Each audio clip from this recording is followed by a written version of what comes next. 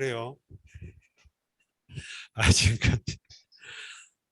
그, 녹화는 됐죠. 처음부터 다시 해야 돼요? 완전 처음부터? 알겠습니다. 여러분들 이해해 주시기 바랍니다. 그럼 다시 말씀드릴게요.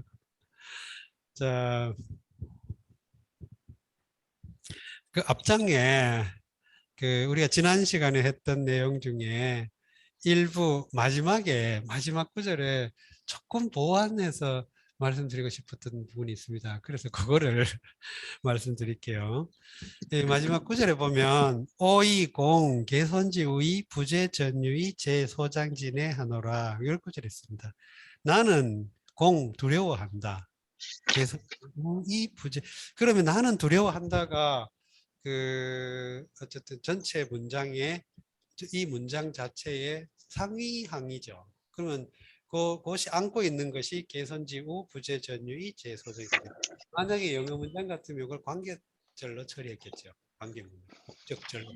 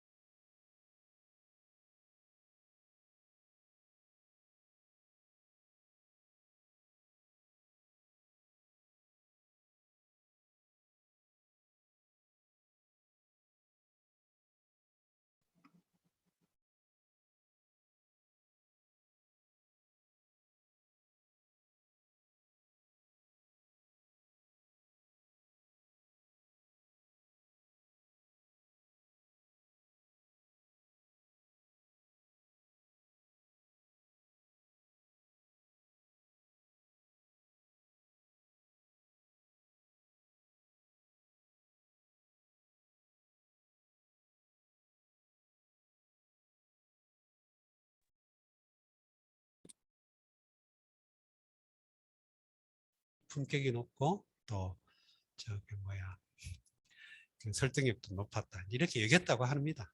그래서 혹시 앞으로도 이런 그 요 구절을 관련된 내용을 만나시게 되면 앞으로 많이 한문 텍스트를 계속 다루게 되면 자주 접할 것입니다.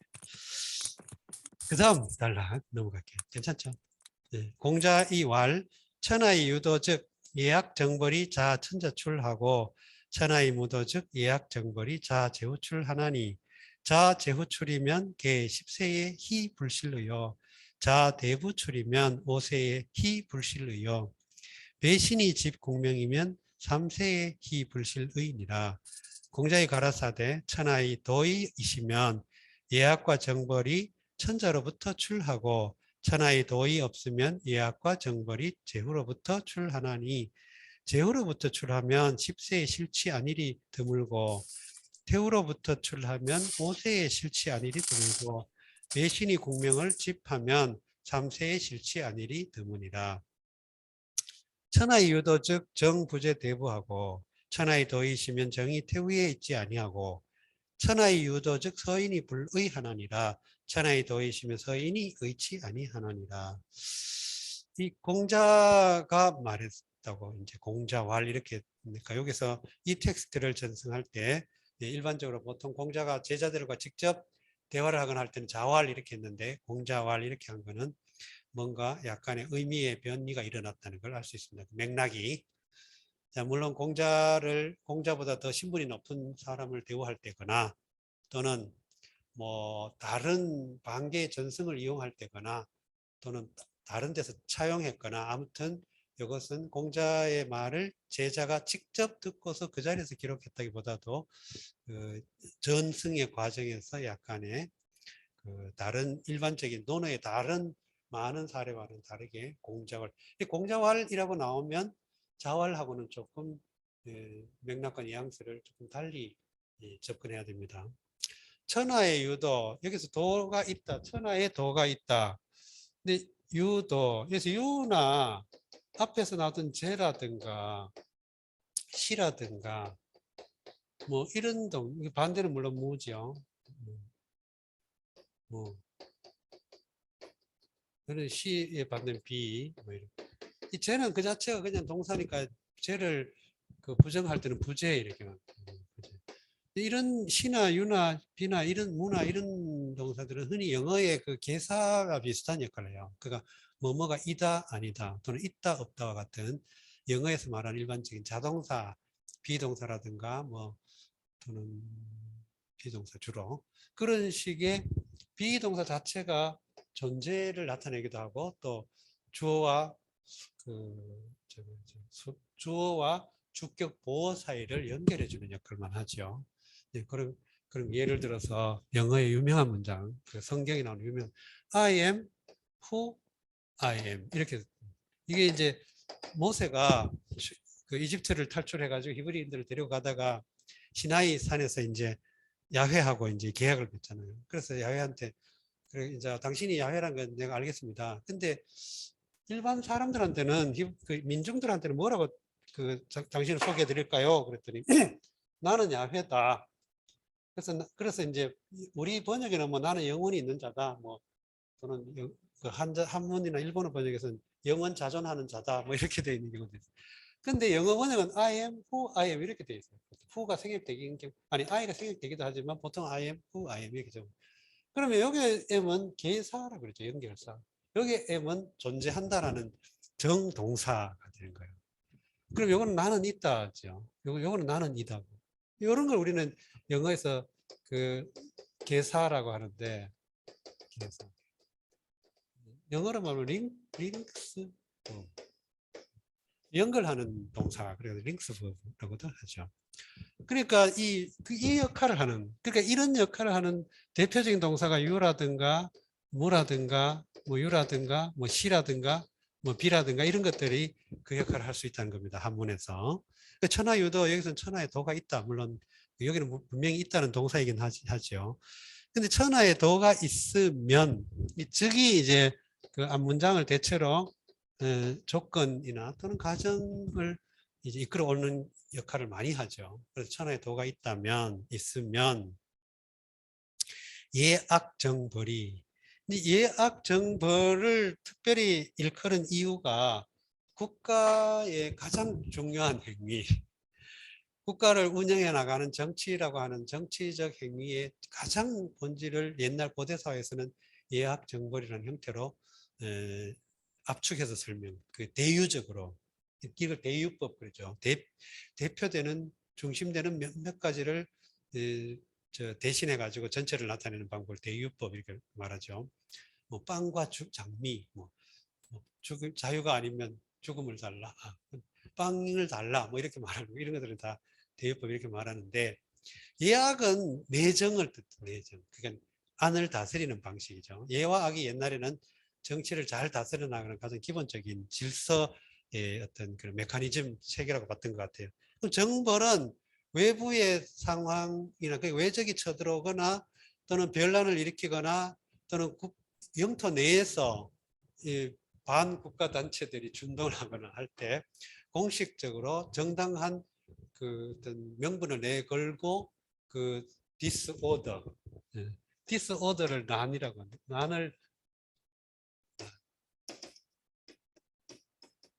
이것을 이렇게 다시 바르게 바로잡는 것, 디스오더를 오더로 만들어가는 것, 이걸 정의라고 합니다. 그리고 정벌을 한다는 것은 결국은 이제 국가와 또는 국가 내부건 또는 국가와 국가 사이건 정당한 교전 수칙에 의해서 교전을 하는데 이 강한 종주인 나라가 그 주변 여러 그 같은 동맹 체제 안에 있는 나라들을 정리해 나가는 그런 전쟁을 정벌이라고 합니다. 정벌. 그래서 예학은 그 이제 내부를 다스릴 때 통치해 나가는 그런 메커니즘이죠. 그런데 예학과 정벌은 결국은 국가를 운영해 나가는 가장 핵심적이고 중요한 그 권한, 예학을 만들어내거나 제정하거나 그것을 해석하거나 하는 모든 권한, 이 공식적 권한이 천자이겠다 이런 이야기입니다. 우리가 이런 예를 세종대왕의 초기 조선 건국 초기의 문화적 토대를 놓을 때 그 여러 가지 정치적 취적을 보면 우리가 알 수 있죠.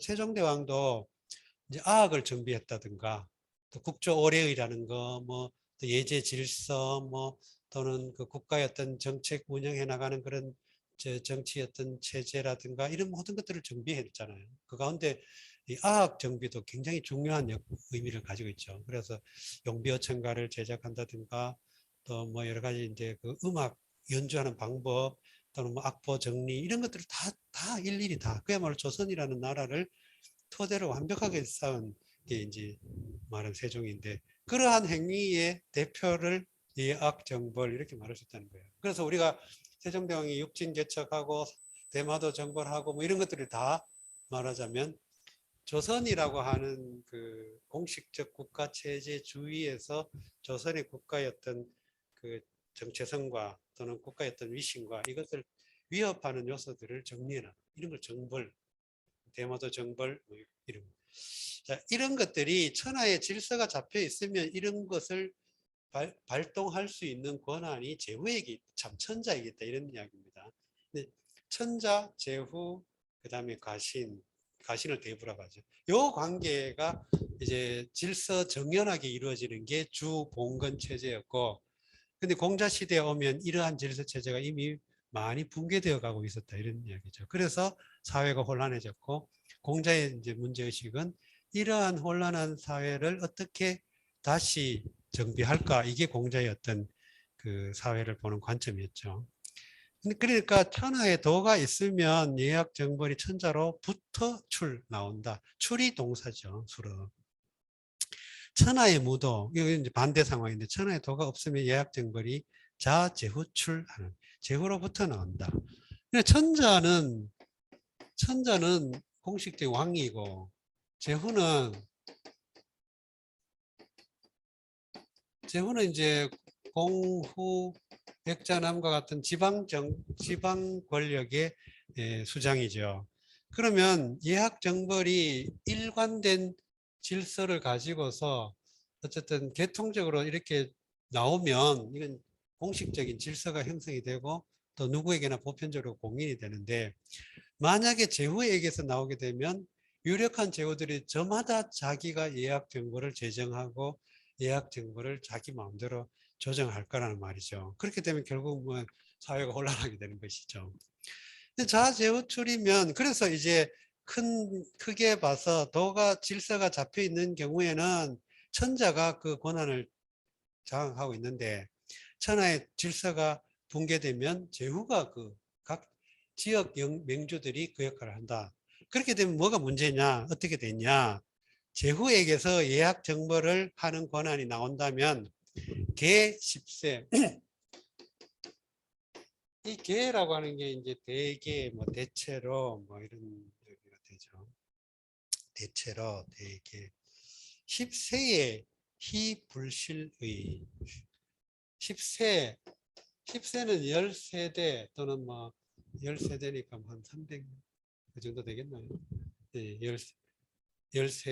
10세대쯤에 개 10세니까 이제 개는 여기 약간의 그 유보적이거나 아니면 추측하거나 뭐 이런 또는 간투사처럼 쓰여가지고 발화사로 쓰이거나 이런 얘기예요. 그러니까 정확하게 딱 팩트를 지적하는 것보다도 그런 게 아니라 추측을 하거나 또는 이렇게 약간 유보적으로 자기 의견을 제시하거나 할 때 이 개를 대체로 뭐 대개 할 뜻이.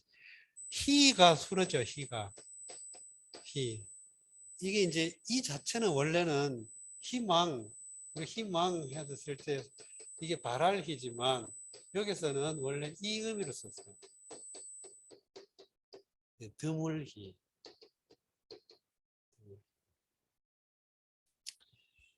그 요즘이 이제 봄철인데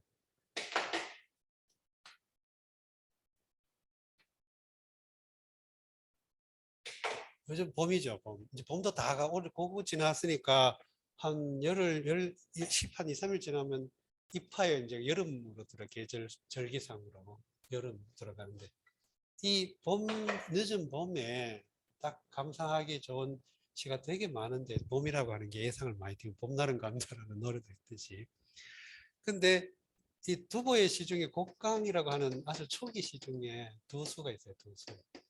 이 곡강이라는 시가 그 중에 하나가 바로 이 요즘의 분위기와 아주 잘 어울리는 시가 있는데 뭐 조회 일일 전춘이 매일 강도 진취귀 주체 행상 주체 심상 행처유 주체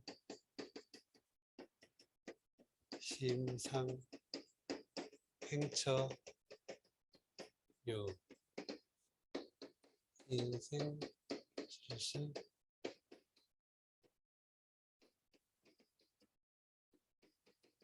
예, 이런 구절이 있어요.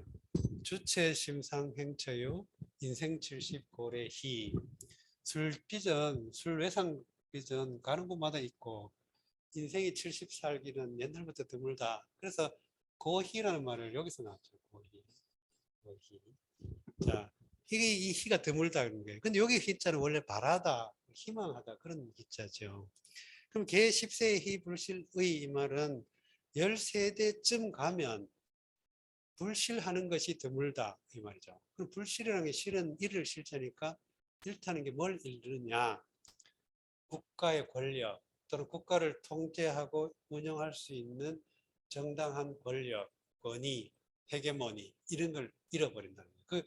이 한문이 왜 어렵냐 하면 바로 이 목적어 같은 이런 목적어나 주어나 이런 것이 경우에 따라서 외현적으로 안 드러나고 숨어 있다는 거예요. 그럼 결국은 어떻게 알아야 돼요? 맥락 속에서 알아야 된다는 거예요. 그럼 천자가 의학 정보를 할 수 있는 권한을 잃어버린다. 또는 그러면 결과적으로 나라를 잃어버릴까지 이제 될 수가 있죠. 그래서 이불실의 그러면 이제 말하자면 나라가 이제 망할 수도 있다. 잃지 않는 일이 되면 나라를 잃어버린. 그 예약 정보를 하는 권한이 천자가 잃어버리고 제후가 지 마음대로 해버리면 결국은 그 천자가 자기 권위를 잃어버리고 그렇게 되면 결국은 나라를 망하는 거죠. 그 집안이. 자 대부출이면 5세의 희입을 실려요. 그러니까 그보다 더 아래 단계. 그러니까 천자, 제후, 그 다음에 대부 이런 하이에라키가 형성되어 있는데 천자가 원래 그 권한을 쥐고 있는데 그것이 제후에게 강등됐어요. 근데 그것도 모자라서 대부에게까지 더 내려가 버려요. 그럼 대부라고 하는 게 이제 이른바 가신이라고도 하고 가신이라고도 하는데 이제 그 가를 소유한 한 가문을 소유한 패밀리 같은 거 패밀리 대부라는 영화에 보면 그 패밀리 나오죠. 근데 그런 가신이 말 대부인데 이것도 대부예요.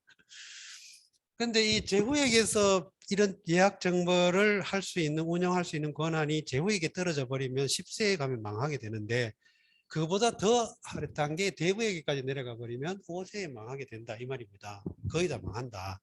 거기다 배신이 집국명이면 배신은 또 그 가신의 가신 뭐 이런 의미가 될 수도 있어요. 그러니까 여기는 배신은 결국 가신인데 가신이 국명을 나라 이 국은 원래 제후에 이제 그걸 국이라고 하고 천자는 천하라 그랬죠. 그러니까 가신 가신 또는 대부가 대부 또는 가신이 제후의 역할을 대신해 버리는 거예요.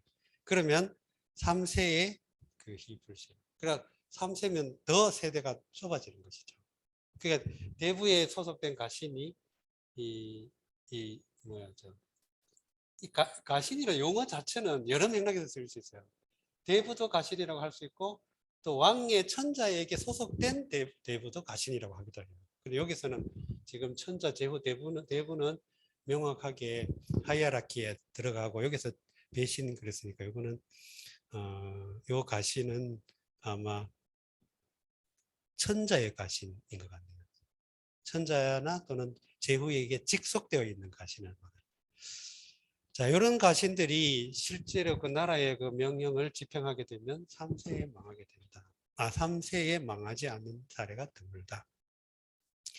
자, 그래서 그 이제 천자, 제후, 대부, 그 가신 이런 하이어라키가 잘 적용이 되고 그 권한의 한계가 명확하게 제정되어 있으면 나라가 질서가 잘 잡히고 이제 나라가 잘 유지가 되는데 이게 헝클어지고 그럼 공자가 왜 이런 말을 했냐 실제로 이런 상황이 지금 계속 일어나고 있다 막 흔하게 이제 생겨나고 있다 하는 그 맥락을 보여주고 있죠. 천하의 유도 즉 정부재 대부하고 천하의 유도 즉 서인이 불의하고 그럼 천하의 질서가 잡혀 있으면 정치 행정의 어떤 전권이 대부에게 있지 않고 가신 뭐 대부 천하의 도가 있으면 서인이 의를 하지 않는다 해서 이제 정치적 논의 다시 말해서 이 정치적 논의라는 게 결국은 국정을 운영하거나 국가의 어떤 그 현황에 대해서 자기의 사사로운 의견을 개진할 수가 없다 이런 얘기. 그럼 서인이 왜 이렇게 했냐? 서인이 정치적인 의견을 제시한다는 것은 결국은 자기의 사사로운 이권을 지금 개진하는 거거든요. 우리 여론이라는 게 가만 보면 이익 집단들의 자기 이권을 확대하기 위한 이제 견해를 조성하는 게 여론이지요. 실질적으로 우리가 뭐 국가 민주사회라고 뭐 정치가 많이 발전하면 마치 국가 보편적인 국가의 공동체의 보편적 이익을 위할 것 같지만 사실은 그렇지 않아요. 거의 대부분의 모든 집단들이 이익 카르텔로 형성돼 있잖아요. 그런데 이게 오늘날처럼 인프라가 발전해 있고 또 시민들의 의식이 수준이 높아도 굉장히 이 문제가 논의가 그 여론이 중구난방으로 형성되면 질서가 안 잡히면 참 위태로울 가능성이 많은데 농후한데 고대사는 이게 굉장히 위태로운 상황이 되죠.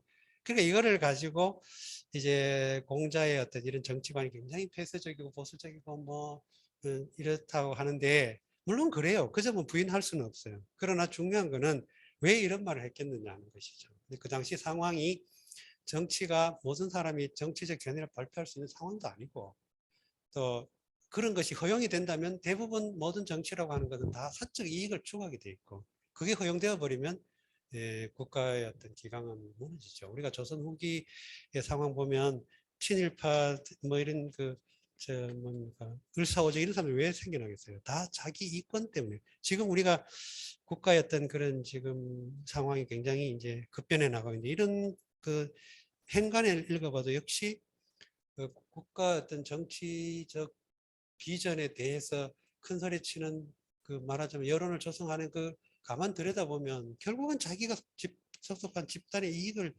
확대하려고 하는 그런 느낌이 많이 되죠. 그런 것들이 무제한 허용되면 문제가 있다. 그런데 현대사회는 여론사회이기 때문에 당연히 허용돼야 되죠. 그러나 고대사회는 이것이 이루어내는 결과가 심각했기 때문에 공자가 이런 식으로 표현을 했던 것 같습니다. 자, 그 다음 구절 또 읽어볼게요. 공자의 왈 녹지 그 공실이 5세의요 정체어 대부의 4세의니 고로 부 삼한지 자손이 미의니라. 공자의 가라사대 녹이 공실에 거하얀지 오세요. 정이 태우에 채하얀지 사세니 고로 삼환의 자손이 미하나니라 하니라. 이게 계속 공자화하는 게 이게 이제 그 주석에 의하면 제론일 가능성이 있다고 본 거죠. 제 나라에서 전승된 논어라고 이제 옛날 송대 학자들이 그렇게 추정을 했는데, 이제 이런 거는 결국은 제 나라는 공자의 고국이 아니고 이웃 나라 가까운 문화 지역에 속해 있긴 하지만 어쨌든 고국은 아니고 좀 이웃 나라니까 아마 공자의 어떤 텍스트가 전승되는 과정 속에서 이렇게 공자라는 이름이 또 명확하게 공자 이렇게 표현됐을 가능성도 있겠죠. 녹지 그 공실, 녹지 그 공실 오세의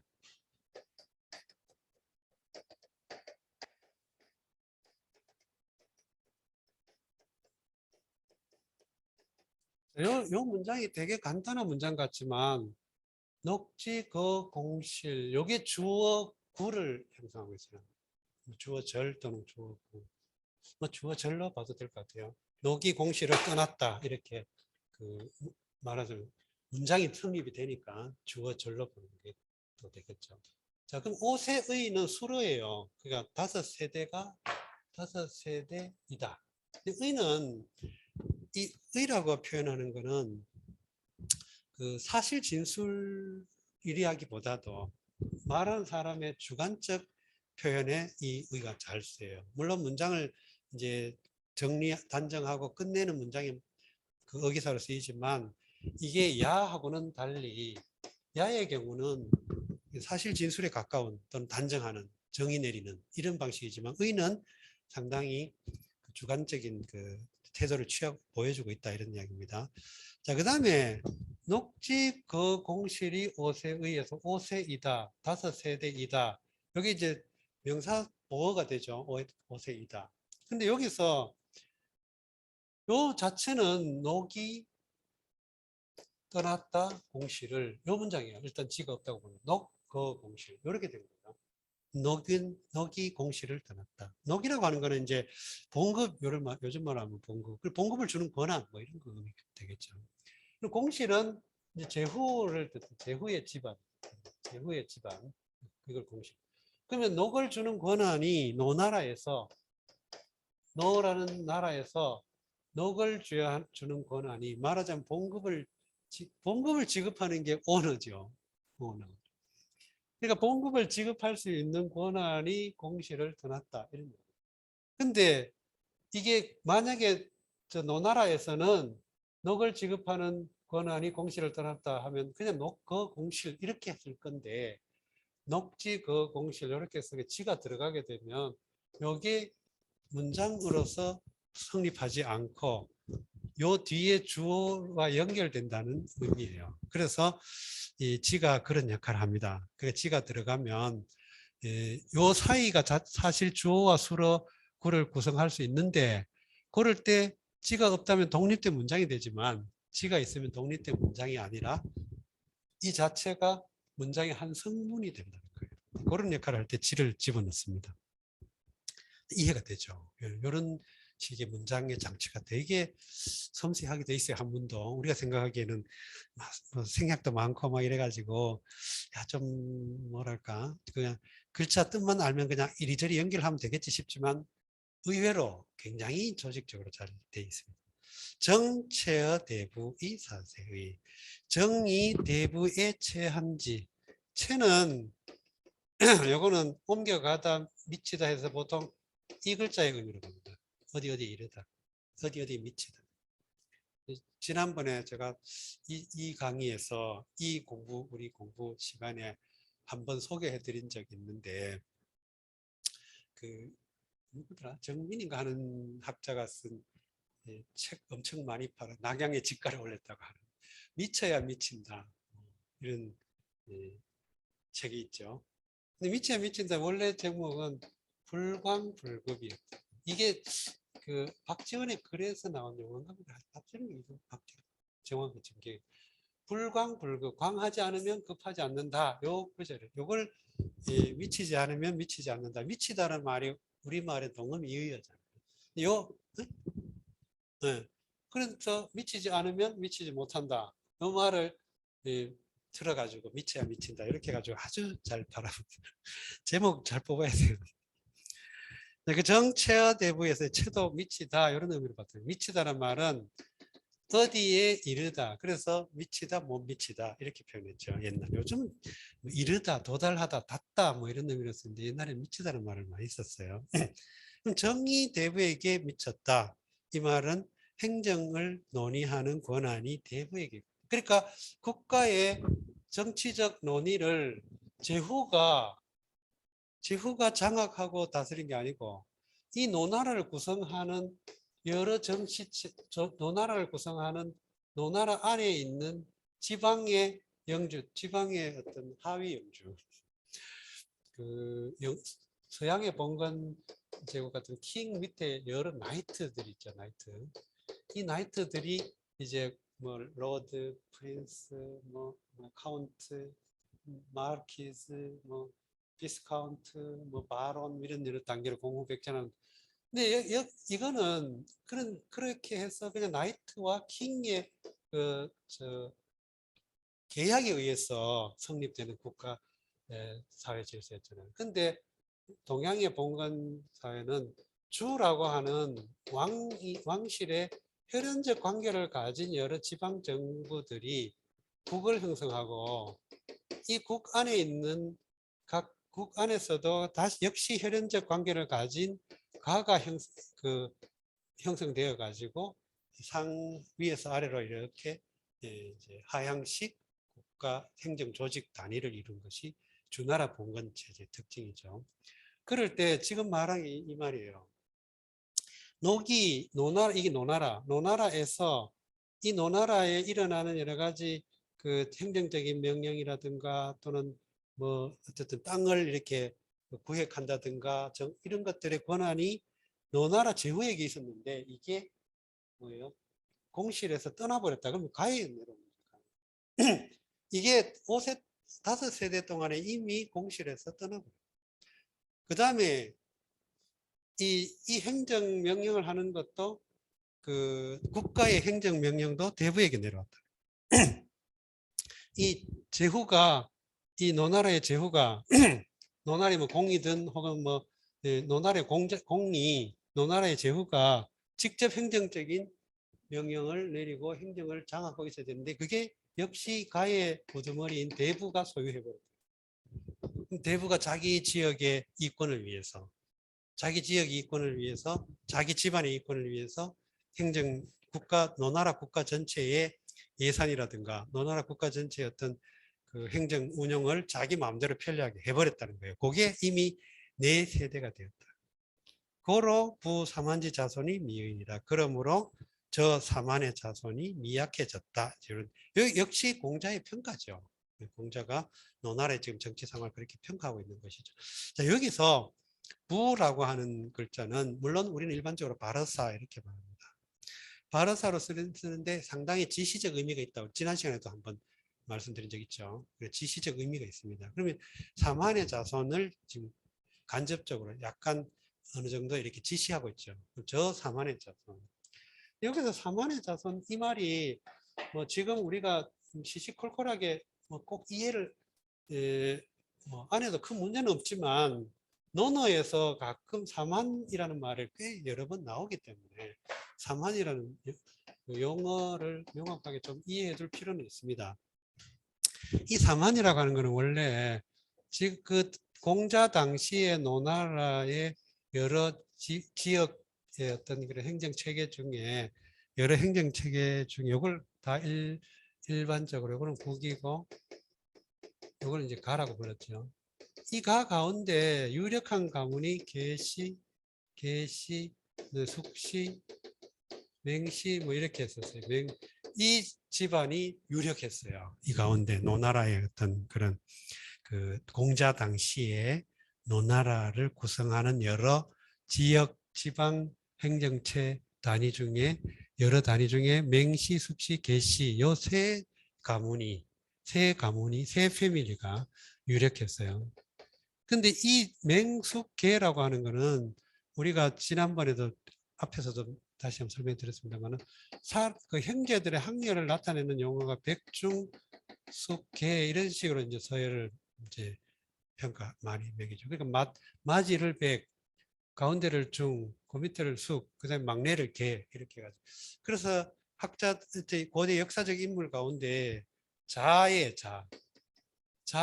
이런 글자가 들어가면 아 형제 가운데 몇 자로구나 하고 우리가 예측을 할 수 있습니다. 예를 들어 이율국 선생의 자가 숙헌이거든요. 숙헌. 그 다음에 이율국 선생 동생의 자가 계우예요. 이런 식으로 이제 그 몇째 이런 뜻이에요. 그런데 노나라 황공의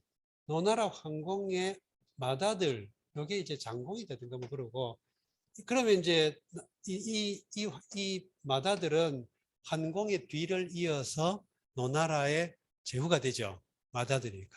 옛날에 장자상속의 원칙이 있으니까. 그럼 요 세 아들들, 황공의 나머지 세 아들들은 독립을 해서 각각 분가를 한 거예요. 분가를 해가지고 자기 어떤 그 행정 단위를 정치체를 이루었어요.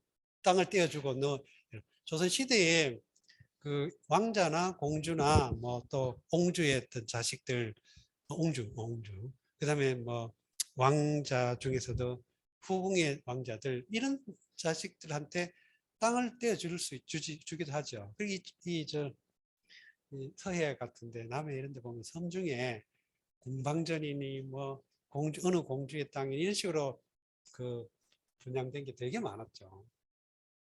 그러니까 이 중숙계 그 집안 그래서 그 뒤 후손이라는 의미에서 중손, 숙손, 계손 이렇게 불렀는데 줄여서 중숙계인데 요 중은 이 백을 제외하고 중이 위죠. 그래서 맹으로 바꿔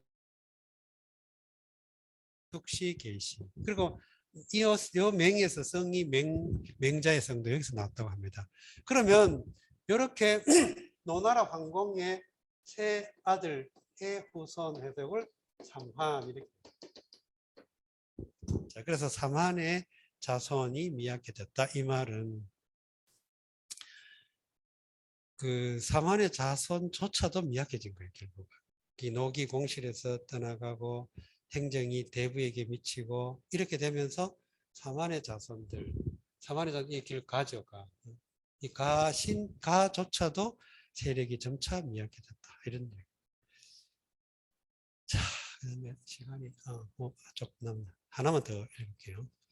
공자왈 익자의 사무요 손자의 사문이 우직하며 우량하며 우다문이면 이거요 우편벽하며 우선유하며 우편령이면 손의니라. 공자의 가라사대 익한 자의 삼우요 선한 자의 삼우이니 직을 우하며 량을 우하며 다문을 우하면 익하고 편벽을 우하며 선유를 우하며 편령을 우하면 손하나니라. 이것도 자주 인용되는 구절 중에 하나인데 익자 삼우에서 유익한 것, 이익이 되는 것 이런 의미죠. 이익이 되는 것이 세 벗이다. 세 벗이 종류가 있다. 세 가지 벗이 있다. 손자의 사무, 손해를 끼치는 경우가 세 가지 벗이 있다. 그 다음에 요거는 뭐 우리가 이제 셈삼이라고 하는 수사를 통해서 부사적으로 설명해가지고 세 가지 벗, 세 종류의 벗, 뭐 이렇게 말할 수 있겠습니다. 근데 그 밑에 우직, 우량, 우다문을 여기 이제 언해에서는 우직 해가지고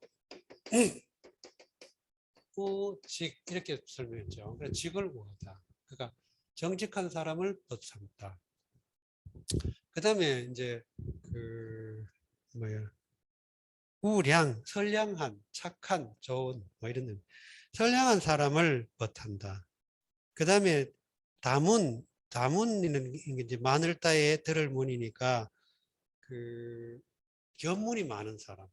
근데 여기서 보면 우리 정직한 친구 뭐 또 선량한 친구 뭐 성실한 친구 이런 건 이해가 되는데 왜 다문이 옛날엔 중요했냐면 정보를 얻기가 참 어려운 시대였죠. 옛날에는 그 정보도 얻기 어렵고 또 뭐 뭐랄까 그래서 그 많이 보고 들은 게 많고 한 사람들은 자기에게 정보를 제공해 줄 수 있고 그래서 또 여러 가지 어떤 판단이나 이런 것도 훨씬 더 많은 정보를 얻으면 판단도 더 객관적으로 잘할 수 있죠. 그래서 그런 친구를 벗한다 이렇게 번역을 한 겁니다. 그러면 유익할 거다. 이렇게 이제 보는 게 일반적인 이제 번역이긴 해요. 근데 익자 삼우 근데 세 가지 벗이라고 했을 때 벗은 수러잖아요. 보어에 의한 수러죠. 세 가지 벗이다. 익한 것이 세 벗이다.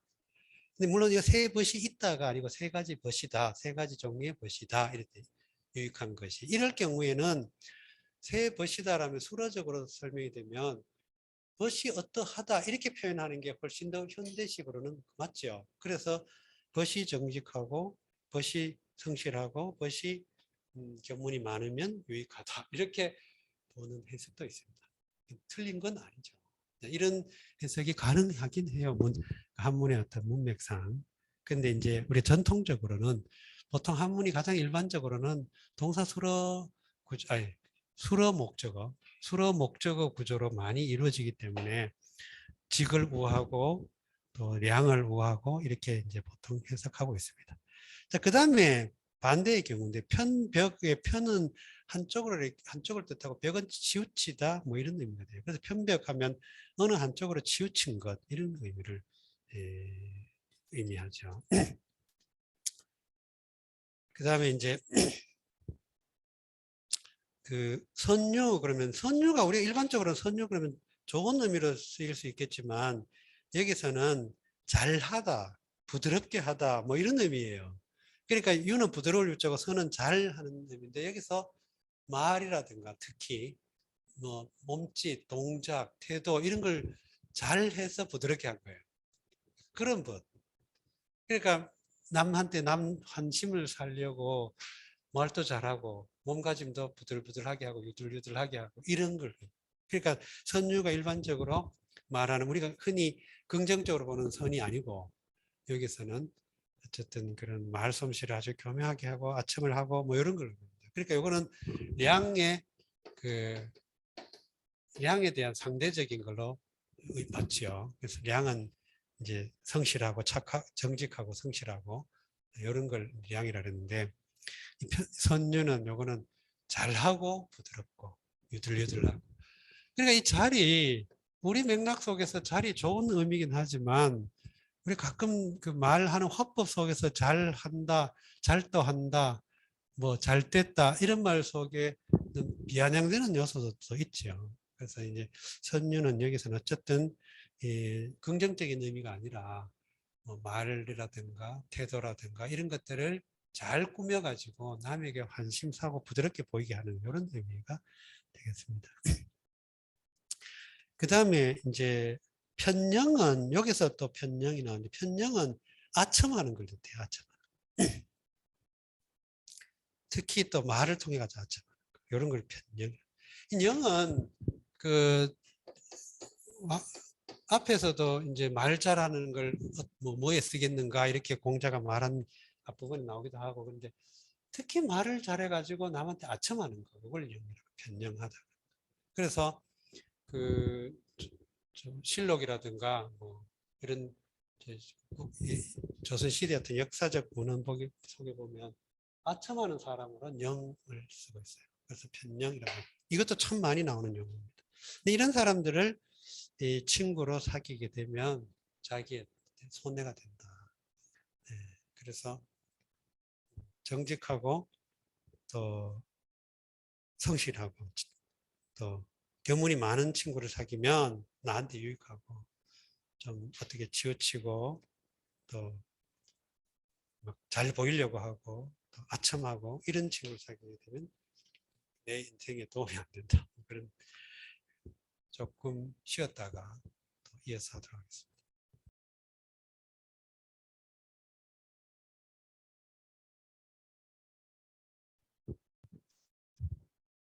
다시 시작하겠습니다. 공자왈 익자삼요이요 선자삼요이니 요 절 예약하며 요 더 인지선하며 요 다 현우이면 이거요 요 교락하며 요 일유하며 연락이면 손의니라. 공자의 가라사대 익한 자의 삼요이요 선한 자의 삼요이니 예악 절홈을 요하며 인해선 도홈을 요하며 현의 다홈을 요하면 익하고 교락을 요하며 일유를 요하며 연락을 요하면 선하나니라. 지금 우리가 이 16권 논어 16권을 보면 이렇게 굉장히 어떤 정형화되어 있고 굉장히 인위적 편집의 느낌이 많이 나죠.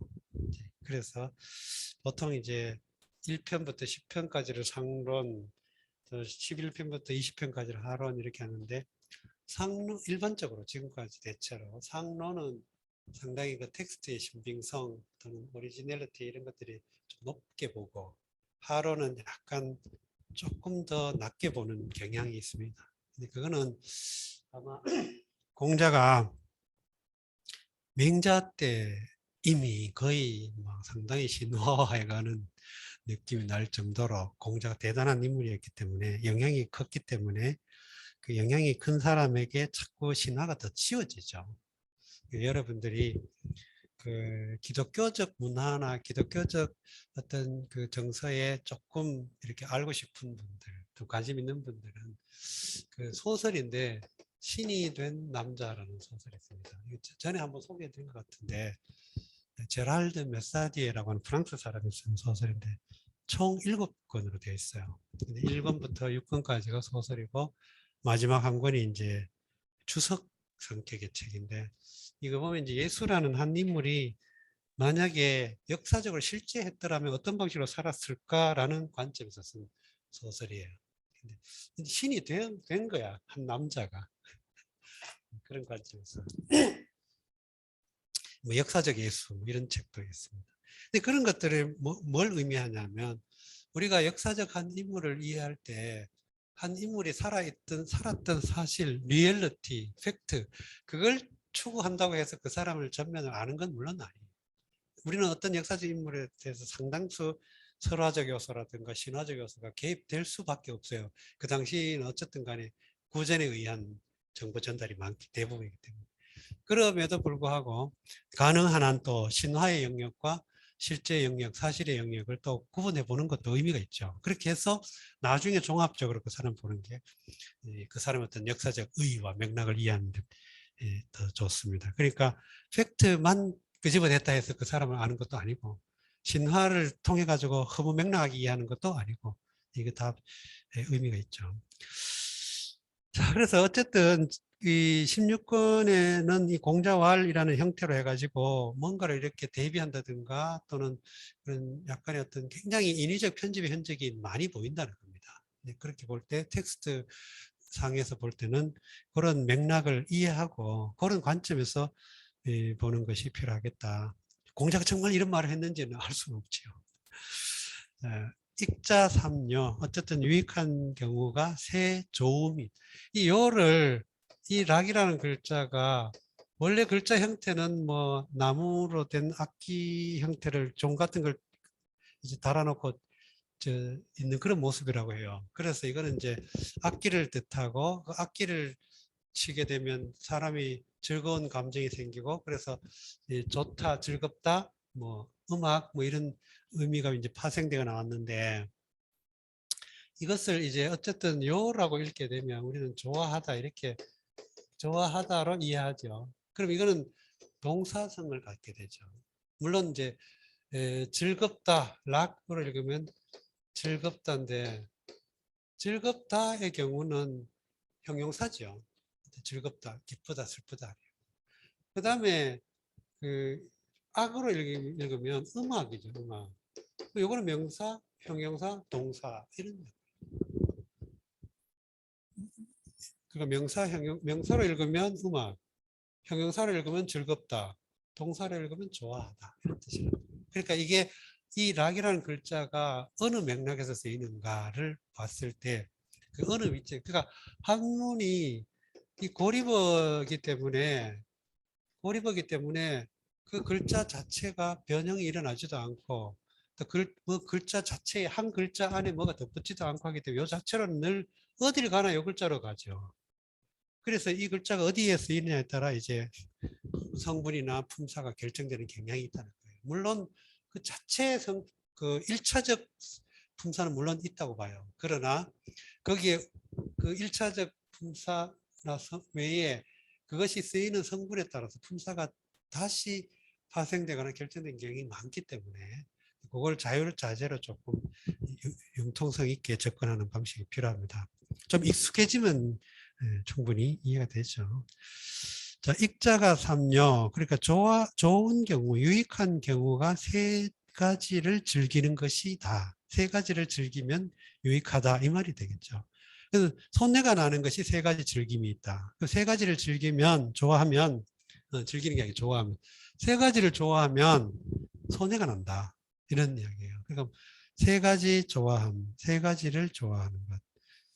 이 세 가지를 그러니까 유익한 경우도 세 가지를 좋아하는 것이 있고, 세 가지 좋아하는 것이 있고, 이 손해가 나는 경우에도 세 가지 좋아하는 게 있다 이 말입니다. 근데 거기서 그 다음에 이제 이걸 요를 쓰고 절, 이렇게 했죠.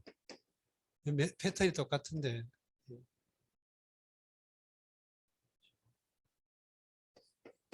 보세요. 요거는 했죠.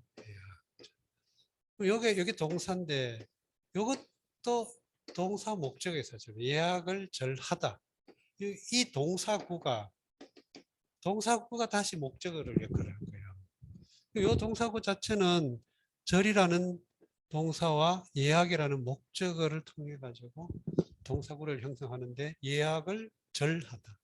절이라고 하는 것은 마디절자니까 마디를 매기다. 그래서 변별하다, 따지다, 한도를 정하다, 절제하다 뭐 이런 의미인데 예든 악이든 예약은 어쨌든 간에 절도가 필요하죠. 절도가. 규칙성, 절도 뭐 이런 것. 그래서 절은 여기서는 예약을 절도 있게 만들어가는 거죠. 맞춰가는 거. 그래서 뭐 절할 때 어느 정도로 하고 음악을 연주할 때도 뭐 몇 도 길이로 하고 이런 것들을 하나하나 세분해서 따져보는 거. 이걸 절이라고 했다는 거예요. 마디 지우는 거. 마디 지우는 거. 이게 대나무죠. 이 대나무 마디에서 이게 절이라는 그 글자 자체가 이 의미를 가지고 있어요. 그래서 이제 예약을 변별하다, 예약의 절도를 정하다, 뭐 이런 의미가 됩니다. 그래서 이제 제도, 예의 제도, 악은 음악, 뭐 이런 것들을 이제 잘 따져보는 거, 잘 맞게 표현하는 것을 좋아한다.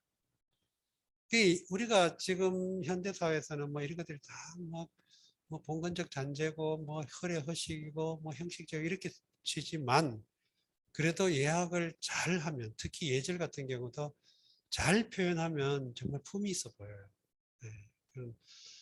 뭐 젊은 시절엔 그런 걸 다 폐기하고 반기하고 반대하지만 나이 들면 감정이 여러 가지 이제 감정의 격변을 많이 겪고 나면 이 감정을 조절해서 표현하는 게 얼마나 품위가 있는지를 이제 알게 되죠. 그게 예약은 말하자면 그런 거. 그러니까 그걸 좋아하는 거. 그 다음에 도, 인지, 이것도 마찬가지죠. 요라는 이제 이게 전체 동사 수로고 도인지선, 도인지선이죠. 사람의 선함, 사람의 착함, 사람의 좋은 점을 말하다를 좋아하다. 이렇게 다시 도인지선 이런 구조. 사람의 남의 선을 말하기를 좋아하다. 그러니까 말하다라는 동사죠. 이게 영어로 말하면 부정사라고 하죠. 부정사. 정해지지 않은 이 부정이 아니고 이거는 아닙니다. 이거고 이 부정은 define이 안 돼 있는 undefined. 정해지지 않은. 그 역할이나 시제, 특히 시제가 정해지지 않았던 뜻이 부정사. 그럼 말하다라는 것은 원형이죠. 우리나라 말을 또 동사 원형 말하다. 근데 여기에 말하기가 되면 말하다에서 말하기가 되면 동사에서 파생된 명사형이 되죠. 목적어가 되려면 명사가 되어야 되죠. 명사나 대명사가 되어야 목적어가 되죠. 그래서 도가 동사였지만 이 목적어를 대동하는 동사였지만 다시 요라는 항목 그 동사의 하위 목적구를 형성하게 된다는 거예요. 그리고 또 한 가지 이 도라는 글자를 보통 우리는 도라는 걸 명사로 많이 취급해 가지고 길, 뭐 도리, 뭐 법도 이렇게만 하는데 이 도가 길이라고 하는 아주 일차적 맥락 속에서 도라고 하는 거는 길을 가는 거잖아요, 사람이. 그래서 이 도라는 게 가끔가다 이런 도의 의미, 이게 물론 나중에 파생된 거예요. 하나 더 붙은 거. 그런데 이 도가 말하다라는 의미로 많이 쓰였다는 거야. 그 집은에 왜 도가 말하다 수 있는지 잘 모르겠지만. 그래서 이 도를 말하다는 의미로 특히 문어식 말하다에는 도를 많이 씁니다. 예를 들어 지난번에도 몇 번 말씀드렸습니다만 중국에서는 지금도 소설에서 말하다라고 할 때는 도라고.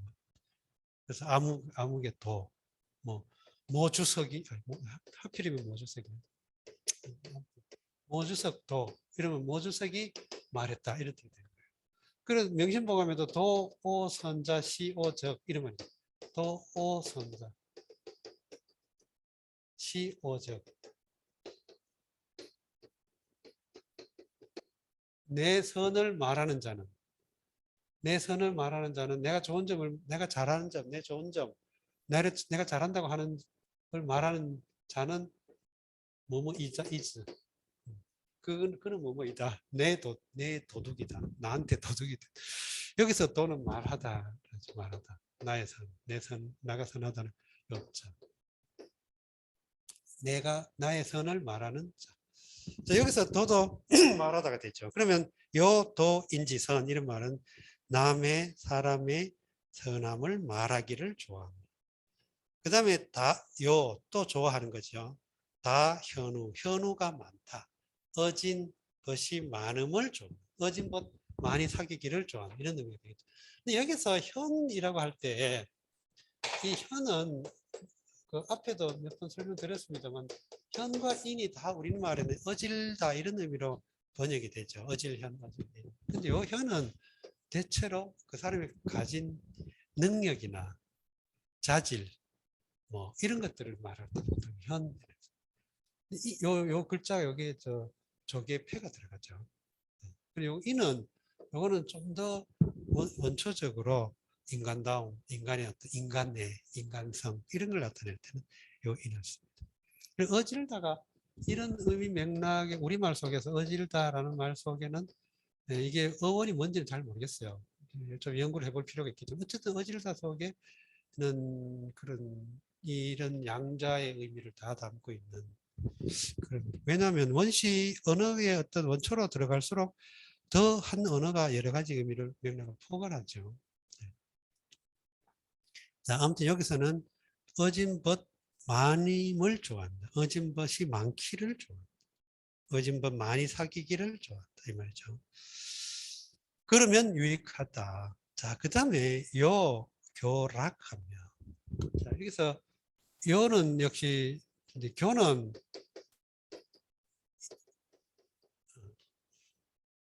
그렇죠. 이 교가 요게 말마고 요게 발음이 교예요. 발음이 교. 요거는 그래서 이런 걸 한문에서 형성자 이렇게 말하죠. 형성자. 한자 제자 원리에서 그 소리를는 교고 뜻은 말과 관련된 말이 주는 어떤 이미지. 이거는 형성자라고 합니다. 한자 제자 원리 중에 형성자라고 하는데 나중에 기회가 되면 더 자세히 말씀드리겠습니다만은 이 소리 그래서 한자는 약간 복잡한 글자는 대부분 형성자 아니면 회의자가 많아요. 근데 회의자보다 이 형성자가 많죠. 그래서 한자에 조금만 익숙해지면 글자나 뜻을 대충 유추할 수 있어요. 근데 여기서 교는 어쨌든 교만하다라는 의미 여기 발음이니까 이게 예를 들어 이런 교자 있죠. 뭐 교포, 재미 교포, 중국 화교 뭐 이런 거. 그래서 교고 그다음에 이제 우리가 키가 큰 나무를 교목 그래요. 너풀교, 교목, 아주 키 큰 나무. 자, 그다음에 여기 앞에 나무목이 들어가면 뭐가 됩니까? 다리 교자를 쓸 텐데. 뭐 하여튼 이런 식으로 발음이 교예요. 교. 그러면 말과 관련된 교라고 하는 그 이미지는 뭐냐면 말이 날뛰는 거예요. 날뛰는 거. 그래서 이 교는 보통 우리가 교만하다 이런 의미로 씁니다. 말이 자기 힘만 믿고 까부는 거, 설치는 거. 거기서 따와가지고 그러면 교만하다 이런 의미로 많이 쓰이죠. 마음대로 막 마음이 막 마음 동하는 대로. 락은 즐기다 이런 뜻이 즐기다. 그러면 교락 그러면 절제 없이 무절제하게 즐기는 거. 절도도 없고 절제도 없고 겁나는 것도 없고 뭐 거침없고 이렇게 즐기는 걸 교락이라고 합니다. 그 다음에 요 인류하면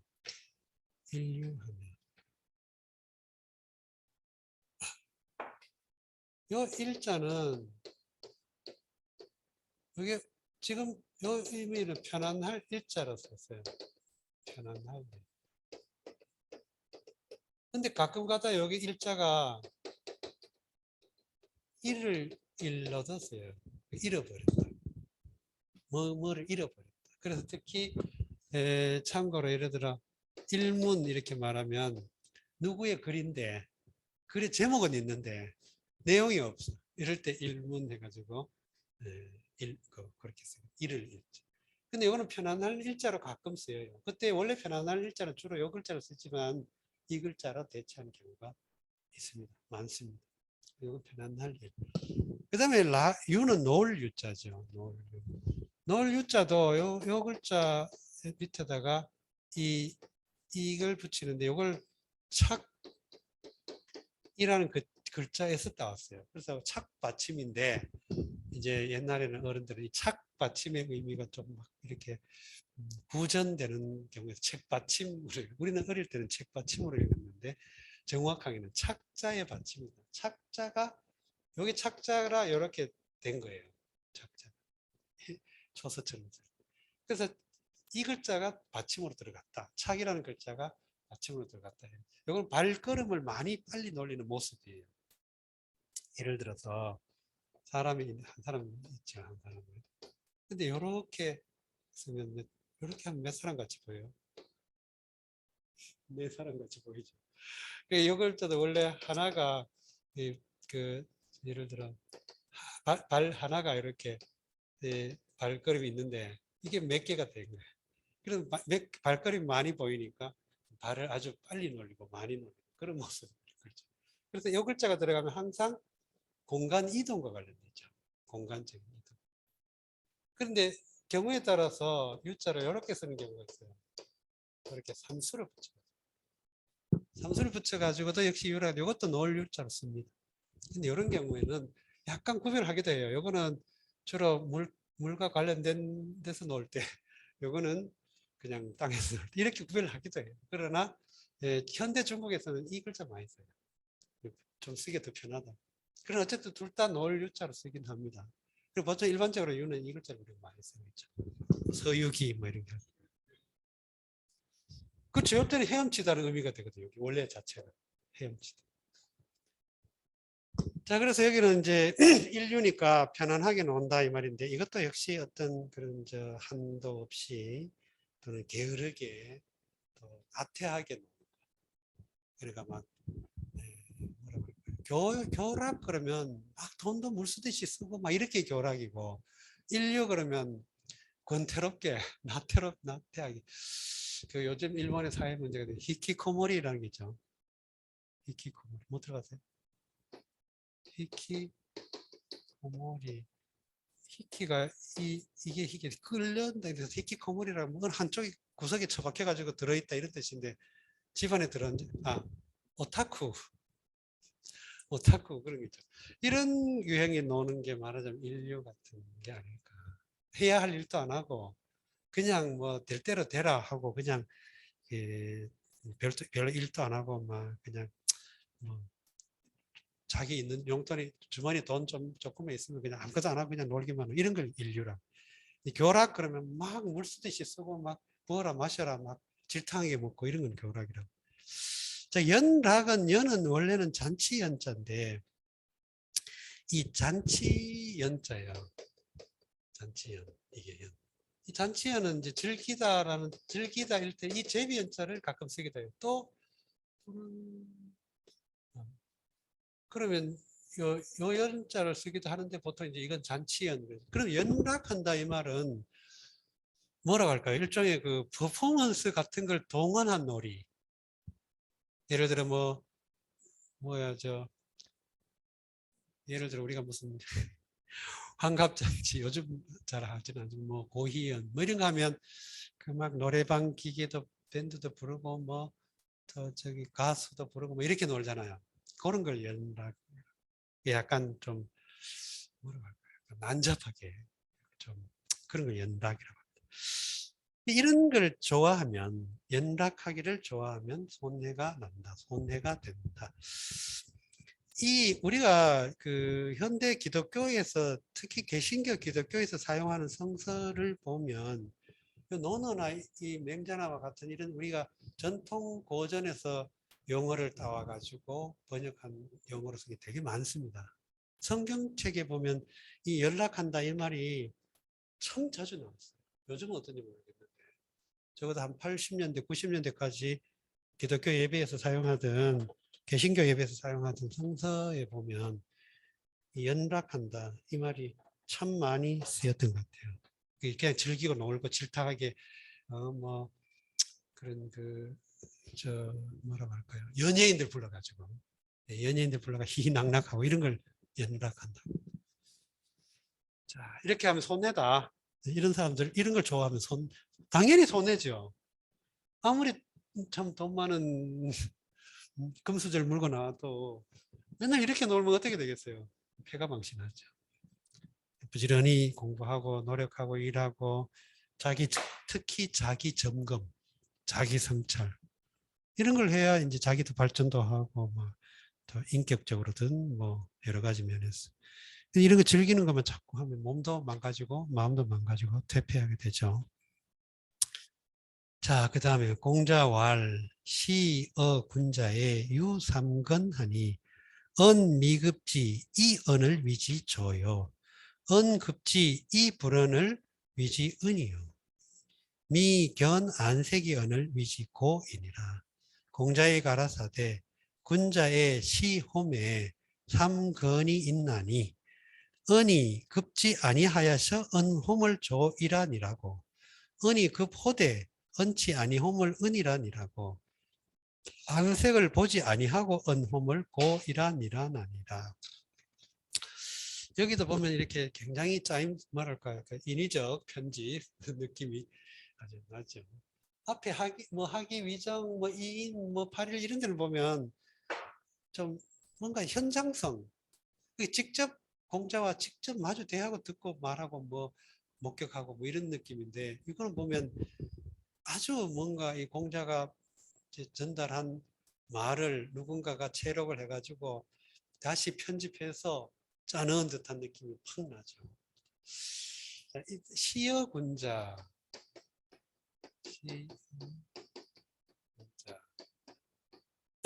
이 어라고 하는 이 함자가 고대 한문, 고전 한문에서는 아주 대표적인 영어로 말하는 전치사에 해당합니다.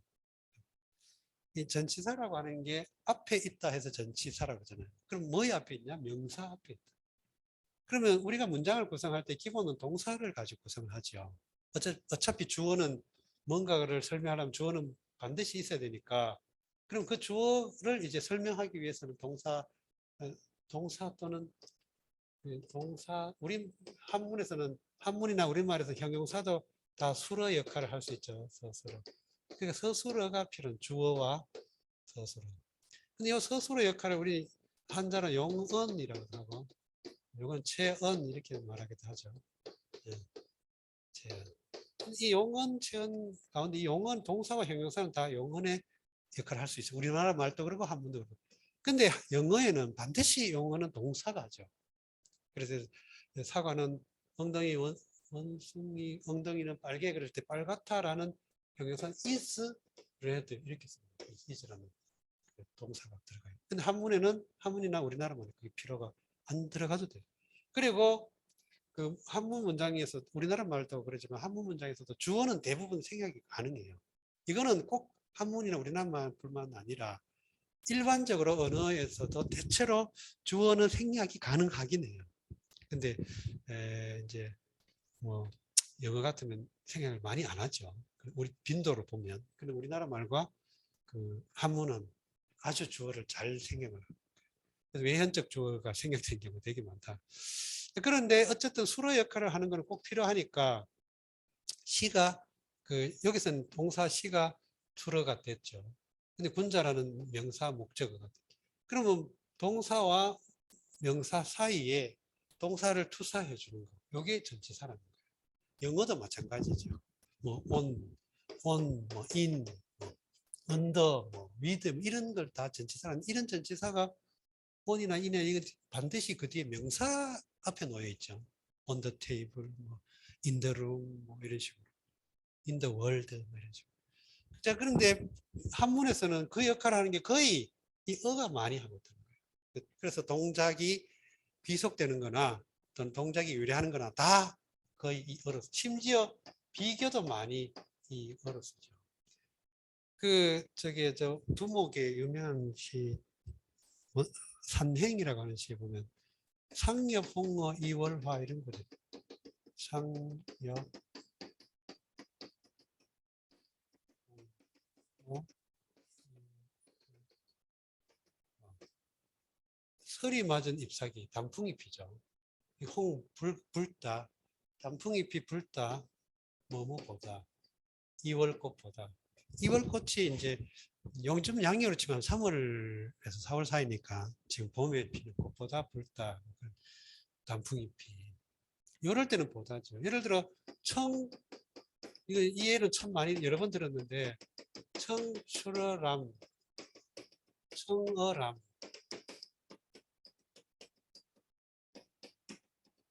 이거는 어는 출이라는 동사와 람이라는 명사 목적어 사이에 전치사가 됐죠. 그러니까 남에서 나온다. 이건 쪽이라고 하는 풀 이름이에요. 풀. 근데 청어라면 이거는 뭐 보자가 되죠. 쪽 보자 풀 이렇게 되죠. 자, 이렇게 해서 어라고 하는 게 한문에서는 굉장히 제일 빈도가 많고 거의 대표적인 전치사 역할을 한다. 영어식으로 말하자면 전치사 역할을 한다. 전치사란 명사 앞에 놓여서 전치해서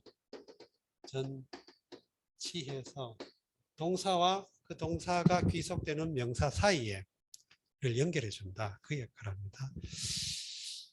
그래서 여기서는 군자에게 모신다 이 말이죠. 군자를 모신다. 물론 목적어이긴 하지만 이런 경우에 전치사를 사용한다는 게 좀 특징적입니다. 시군자 이렇게 하는. 물론 시부모 이렇게 할 때는 부모를 모시다고 직접 말할 수도 있어요.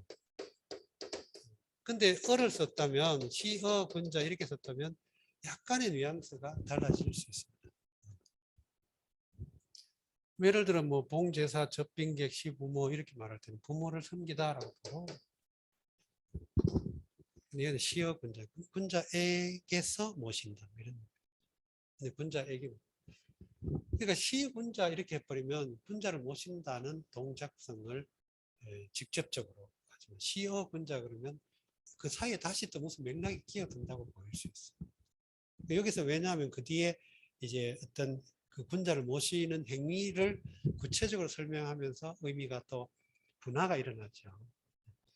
유삼건 군자를 모심에는 이런 말을 의미겠죠. 유 있다 삼건이. 요거는 이제 허물 문제예요. 요것도 주자 권학문에 나오는 유명한 게인데 소개만 해드릴게요. 이거 몇 번 예를 들었기 때문에 시간 많이 걸립니다.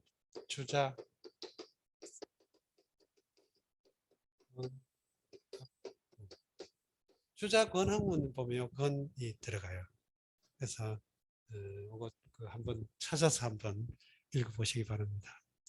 세 가지 허물이 있다. 뭐냐? 은, 미급지, 이은.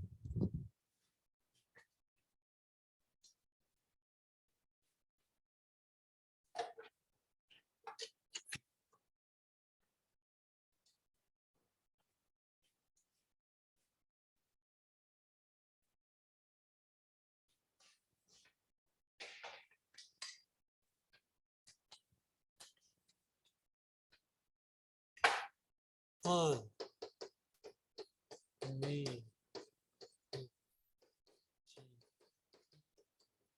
자, 이렇게 됐죠. 여기서 이라고 하는 것은 대부분 한문에서 대표적으로, 이것도 역시 대표적으로 병렬 접속사 역할을 하는 글자예요. 그러니까 이가 들어가면 동사성을 띤, 수로성을 띤 또는 동사성을 띤 글자를, 그 구를 앞뒤로 연결해 주는 병렬, 나란히. 근데 이 나란히 연결해 준다 해가지고 할 때 경우에 따라서는 순접도 있을 수 있고 역접도 있을 수 있고 인과도 있을 수 있고 그렇습니다. 반드시 병렬이라고 해가지고 그냥 이렇게 한 게 아니라 그 의미를 분석을 해보면 순접도 있고 역접도 있고 뭐 유추도 있고 인과도 있고 여러 가지는 가능합니다. 시간의 선호도 있고. 그러나 어쨌든 동등한 성분의 동사구 또는 수어 이런 것들을 나란히 연결해 가지고 문장 두 개를 결합해 주는 역할을 한다. 자, 여기서 보면 뒤에는 은 하나밖에 없으니까 선택 여지가 없죠. 이것 자체가 말하다라는 동사지만 이 동사 말하다라고 하는 것은 누가 말하죠? 누가 말하죠? 누가 말하죠? 그 다음에 무엇을 말하죠? 누가 무엇을 말하죠? 물론 뭐 자동사처럼 쓸 수도 있지만 일반적으로는 누가 뭐를 말한다. 그런데 이걸 은 하나만 가지고 이 뒤에 건 다 먹거든요. 이 뒤에 은만 뒤에 문장에. 자, 근데 이가 있기 때문에 요 앞에 문장과 맥락상 연결이 된 거예요. 병렬적인 구성이긴 하지만 병렬적 구성을 가지고 뭔가 그러면 이 은이 실제적으로 그 병렬될 때 이라는 접속사의 지배를 받는 것은 뒤에 은과 앞에 그 뭐냐 급이죠. 요거는 말이 주어의 거죠. 미급 이제 미는 아니다라고 하는 부정사고 급은 미치다라고 하는 동사죠. 그 지는 이제 지시어의 역할입니다. 미급지 그것이 그 상황에 미치잖아요. 어떤 얘기되는 뭔가 지시어의 역할을 한다고 했었어요. 그럼 말이 그 어떤 해야 할 상황에 미치지 않았다. 그런데 말한다. 여기서 이렇게 이로 문장이 두 개가 병렬 접속이 되면 앞에 것과 뒤에 것이 구체적으로 어떤 글자가 접속되는가를 찾아볼 필요가 있어요. 그렇게 될 때 여기서는 뒤에 거는 뭐 한 글자니까 선택해주고 앞에 거는 뭐냐? 그리고 그것과 연결돼. 우리가 언급한다는 말도 이렇게 쓰죠. 이런 걸 위지조 이렇게 한다 하는데 위지조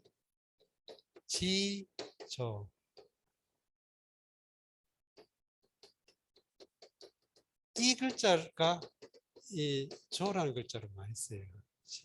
지조. 그러면 요 조는 발족자가 있는 조자인데 요거는 조급하다, 성급하다, 급하다 뭐 이런 뜻으로 쓰인 거죠. 그러면 이게 뭔 의미냐면 말이 상황에 미치지 않았는데 말하는 것. 그것을 일러서 조라고 합니다. 그것을 조라고 한다. 조급한 거다. 성급한, 급하다. 그러니까 말해야 될 상황이 아닌데 미리 말해버려. 이러면 좀 사람이 신용도 없고 좀 그렇죠. 그 다음에 언급지불은 이거는 이제 맥락이 바뀌었는데 여기는 이제 언급지 이불은 이렇게 해도 역시 마찬가지. 불은 여기는 긍정, 여기는 부정. 아까는 부정, 긍정. 이렇게 이가 굉장히 그 한문에서는 재미있는 역할을 하죠. 상호 앞뒤를 이렇게 모순이라든가 갈등 이런 걸 통해 가지고 역동적으로 승화시키기도 하고 아주 그 긴장성을 높여주기도 하고 반대로 긴장성을 낮춰주기도 하고 아주 이라는 글자가 참 손오공의 여의봉처럼 굉장히 여러 역할을 신통하고 잘합니다. 이런 것들을 잘 우리말의 뉘앙스로 잘 살려내면 번역을 잘할 수 있어요. 사실 번역 명확한 용어나 사전을 찾아보면 명확하게 제시되어 있는 것은 사실 어렵지 않아요. 그거는 사전 찾는 수고만 들이면 돼요. 그런데 그 번역을 예를 들어 어쨌든 번역이라는 게 필요하니까 번역을 할 때 잘하냐 못하냐 하는 거는 결국 그런 이런 허사처럼 쓰이는 이런 걸 한문에 일반적으로 허사라고 하는데 그 허사의 뉘앙스를 어떻게 잘 살려내는가 이게 우리 번역 우리나라 한문을 우리나라 말로 번역할 때 관건이 되죠. 잘하는지 못하는지.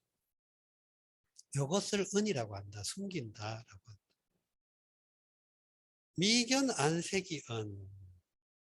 여기도 역시 은이 이제 뒤에 나왔던 앞에 거는 그 동사 역할을 하는 게 견이죠. 그러니까 미라고 하는 거는 뭐가 아직 이루어지지 않았다 하는 의미의 부정사예요. 여기는 시제성을 약간 띄고 있어요. 아직 무마하지 않다. 그럼 미견이니까 보지 않다 이 말이죠. 보지 않았다. 그럼 안색은 얼굴 또는 뭐 낯빛. 낯빛을 보지 않고서 말해. 낯빛을 보지 않고서 말해. 그것을 고라고 합니다. 이 고는 이 고자가 그 북고자죠. 이렇게 씁니다. 요 밑에 여기 눈목자죠. 그래서 요 합체 발음은 고고 뜻은 블라인드맨, 장님, 소경, 장님. 이게 의미가 뭐냐면 말을 해야 될 상황이 아닌데 미리 성급하게 나서서 말하면 촉버르다 그런 표현을 쓰는데 아무튼 조급한 거. 그 다음에 말을 해야 될 상황인데도 말을 안 하면 숨기는 거예요. 진상을 숨기는. 뭔가 꿍꿍이 속이 있는 거죠. 그 다음에 안색을 보지 않고 말하는 거는 장님이다. 이 말은 의미는 그 뭐라고 할까요? 그 눈을 보지 않고 안색을 보지 않고 그러면 숨길지 안 숨길지 모르죠. 거짓말 하는지도 모르고. 사람의 눈동자 속에는 그 앞에 논어의 그런 구절이죠. 그 말 관기현 아니 청기현 관기행 그 사람의 눈이 가장 이제 정직하다 이 말이 맹자에도 나오고 논어에도 나오는 것 같은데 눈을 보면 어떻게 사람을 속이겠나 이런 구절이 있어요.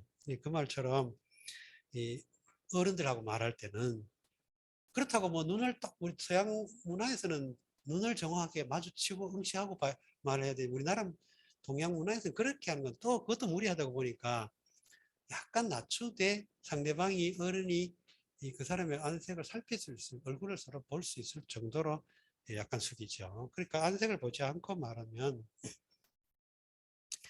그 뭔가 이제 거짓말 하는지도 모르니까. 그래서 특히 어른하고 말할 때는 반드시 내 안색을 상대방이 볼 수 있도록 또는 내가 그 상대방의 안색을 보고서 그걸 맞춰서 이렇게 해야 된다는 거죠. 뭐 이런 것들이 이제 뭐 좀 시시콜콜한 느낌도 나기도 하고 그러지만 현대 사회에서도 사실 말하는 어떤 에티켓이죠. 정말. 자, 그다음 넘어갈게요. 하나 더 시간이 되는 것 같아요. 공자왈 군자 이유 삼계하니 소지시엔 혈기미정이라 계지제색이요 급기장야하야 혈기방강이라 계지제투요 급기로야하야 혈기기쇠라 계지제득이니라. 공자의 가라사대 군자의 삼계인나니 소한시에 혈기이 정치 못하였는지라 계홈이 세계 있고 그 장에 미쳐 혈기 바야흐로 강하였난지라 계홈이 투에 있고 그 노에 미쳐 혈기 이미 쇠하였난지라 계홈이 득에 있나니라. 이것도 명심보감에도 나오는 아주 유명한 그래서 우리나라 그 사람들은 과거에 우리나라 일반 대중들에게는 아주 익숙한 구절이기도 해요. 뭐 예를 들어 양생이라든가 뭐 또 어떤 세대 갈등, 세대 문제라든가 이런 여러 가지 문제 속에서 요 구절은 상당히 격언처럼 많이 운용됐던 그런 구절인데 군자에게는 세 가지 경계가 있다 이 말이죠. 군자에게는 세 가지 경계할 것이 있다 이 말이죠. 소지시 어릴 적에 어린 시절에 이 말이죠. 물론 소시라고 하기도 해요. 할 수도 있어요. 우리 소시적이 하듯이. 그러나 소지시 어렸을 때는 혈기미정, 혈기가 아직 안정이 되지 않았기 때문에 막 소양의 기운이라고 하죠. 막 자라나는 들끓는 감정이 승한 그런 시기라서 경계하는 것이 경계함이 제 색에 있다. 그러니까 이 색은 뭐 컬러라는 의미로 쓰이기보다도 고전 문장에서 색이 나올 때는 대부분 이성적인 충동을 말해요. 이성적인. 그게 많아요. 상대적으로. 물론 색깔도 되지만 색깔의 의미, 컬러라는 의미로 쓰이는 빈도보다 그 이성적인 의미로 많이 쓰이죠. 그러면 여기서 혈기가 아직 안정이 안 됐기 때문에 이성적인, 성적인 이런 문제를 좀 조심해야 된다, 경계해야 된다 이런 얘기죠. 이 문제 참 미묘하죠. 심각하기도 하고. 이거 뭐 꼭 소지시뿐만 아니라 아마 어떤 점에서 청소년 이후로는 늘 이렇게 이 문제는 그 경계해야 할 그런 문제가 아닐까 싶습니다. 근데 계재색이라고 하지는 않아요. 계지재색 이렇게 했죠. 경계함이 세 개 있다. 왜냐하면 경계하다라는 건 동사성을 가지기 때문에 뭔가를 경계한다 이런 의미가 되죠. 명사가 아니라 뭔가를 경계하는 것. 근데 그 경계하는 것이 세 개 있다. 급기장야하야. 급은 미치다라는 수로 동사죠. 그래서 장에 미치다. 장은 이제 건장한, 씩씩한, 건장한, 장성한 다 자라가지고 실제 생활을 생산 활동에 종사하는 이런 걸 장이라고 하죠. 장사, 워리어, 아주 힘센 사람 이런 거. 노당, 익장 이런 용어죠. 노당, 요 당자 우리나라 농당자 빼고 노익장 이렇게 늙었는데 더 강해졌다. 더 씩씩. 이 장자가 발음이 돼가지고 이 초도가 붙으면 장원 할 때 작되죠. 다른 뭐가 있을까? 자, 그 다음에 급기장야. 그리고 성장해가지고 장성했을 때는 혈기방강이라 혈기가 방강하다. 방은 한창 이런 의미. 바야흐로 한창.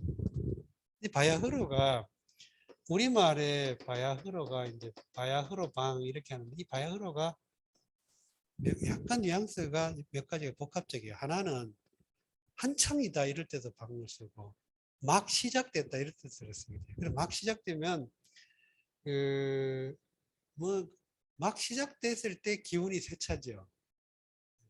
그래가지고 세차다는 방. 막 이런 뜻으로 쓰이고 또 막 바야흐로 그러면 한창 이런 의미도 되고 혈기가 막 한창 강하다. 계지 제투 투는 여기 싸우다 다투다 하는 투쟁 이런 의미입니다. 급기로야 하야 급기로 그 늙음에 이르러서는 미쳐서는 늙어서는 혈기 기쇠로 기 방은 이제 한창 때였죠. 근데 기는 이미라는 이미 지나간 이미 그래서 쇠약해졌다. 계지제득 득은 이게 얻을 득인데 이 득이라고 하는 것은 나이가 들면 늙어갈수록 그 실존적인 그 어쨌든 한계가 자꾸 점점 더 현실화하고 구체화하니까 본능적으로 삶의 욕구가 더 강해져요. 그래가지고 이 명예라든가 물질이라든가 뭐 여러 가지를 더 추구하려고 하는. 그래서 이걸 우리는 뭐라 하죠? 노욕이라고, 노욕. 이게 정말, 그러면 이 세 가지가 사실상 젊을 때는 색에 대한 그 유혹 테스트를 이겨내기가 쉽지 않다. 젊어서는 그 투쟁성, 감투성, 경쟁성 이런 것들을 이겨내기가 쉽지 않고 늙으면 욕망을 조절하기 쉽지 않다는 의미로 쓰이기도 하죠. 그러니까 이건 경계라고 하는 것은 그런 의미가 되겠죠. 이게 우리의 어떤 저 생리 또 심리 또 정서 이 모든 것들을 지배하는 요소라는 것이죠. 자, 이게 다 이어서 3 시리즈가 계속되니까 요 다음 것까지도 끝내버리도록 하겠습니다. 시간 한 5분 남았으니까 한번 남았으니까 3분이면 될 것 같아요. 공자의 말 군자유 삼외하니 왜 천명하며 왜 대인하며 왜 성인지 언이니라. 공자의 가라사대 군자의 삼외 있나니 천명을 외하며 대인을 외하며 성인의 은을 외하느니라. 소인은 부지 천명이 불외하이라. 앞 대인하며 모 성인지 언이니라. 군자에게는 세 가지 두려워할 것이 있다. 이 외라고 하는 거 앞에 써가지고 경자 써가지고 보통 흔히 경외라고도 하고 또 외경이라는 말도 써요. 외경. 외경은 reverence for life, 삶의 외경. 이게 슈바이처의 인도 사상 연구의 핵심 주제가 그거죠. 슈바이처 박사, 우리가 아는 그 슈바이처 박사가 인도 사상을 깊이 연구하고서 얻은 문화 철학의 자기 나름의 어떤 사상의 정의가 인도의 사상은 reverence for life다. 삶의 외경이다. 이렇게 정리를 했다고 합니다. 그래서 왜라고 하는 그런 의미가 두려워. 그럼 천명을 두려워하고 대인을 두려워하고 성인의 말을 두려워한다. 이게 각각 왜 두려움의 대상이 될까? 천명이 왜 두려움의 대상이 되고 대인이 왜 두려움의 대상이 되고 성인의 말이 왜 두려움의 대상이 될까? 두렵다는 건 단순히 무서워하는 게 아니고 그것에 대해서 어쨌든 권위를 인정하고 그 권위에 대해서 자기를 낮추어 가지고 느끼는 거예요. 요 두려움 문제, 요거는 다음 시간에 한 번 더 좀 보완해서 설명해 드릴게요. 칸트의 그 미학에서 굉장히 연관된 중요한 그런 맥락으로 이해할 수 있는 부분이 있기 때문에 한 번 더 보충해 설명해 드리겠습니다. 소인은 부지천명이 불해야. 소인은 천명을 알지 못해서 두려워하지 않는다. 여기의 경우는 이가 병렬 접속사이긴 하지만 대등하게 앞에 것과 뒤에 것을 순접이나 역접을 한다기보다도 약간의 인과적 맥락처럼 이해가 되죠. 천명을 알지 못하기 때문에 못해서 그 결과 두려워하지 않는다. 천명을 이렇게 된 거죠. 그래서 이렇게 이가 쓰이기도 한다는 거예요. 자, 그 다음에 대인을 앞하고 성인의 은을 모한다. 앞은 이 앞은 우리 압구정 할 때 압구정 친합하다 이렇게 해가지고 너무 가까이 너무 분일다 뭐 이런 말씀인데 가지고 놀다 뭐 이런 의미 압을 대인을 너무 친해가지고 대인을 막 완전히 놀려대 뭐 가지고 놀아 뭐 이런 의미의 압이에요. 그다음에 성인의 말을 모한다는 거는 우리가 모욕한다 뭐 이런 의미인데 약간 욕보인다 무시한다 뭐 이런 의미가 되겠습니다.